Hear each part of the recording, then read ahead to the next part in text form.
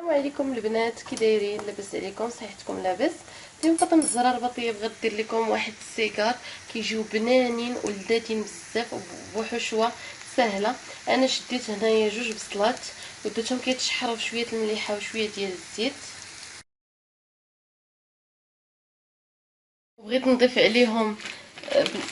عليهم جوج ديال البيضات، ونضيف عليهم جبن مثلث وحده، فريمنجه وحده. وهنايا عندي ورقه ديال البسطيله كيف ما كتشوفوا.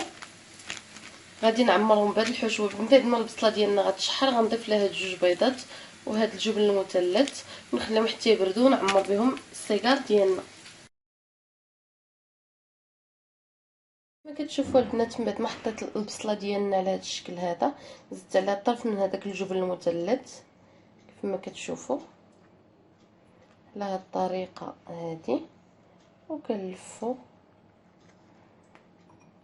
كيف ما كتشوفوا معايا. كناخذ شويه ديال الطحين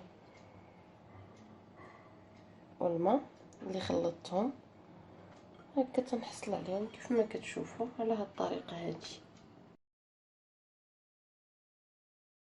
كتشوفوا البنات من بعد ما صبحوا على هاد الشكل هذا كيف ما كتشوفوا، انا درت الزيت ديالي كيسخن، غير شويه ديال الزيت في مقيله، وغادي نبدا نحطهم في الزيت اللي غادي يكون سخون، ماشي يكون سخون بزاف باش ما يحرقهمش ليا كما كتشوفوا.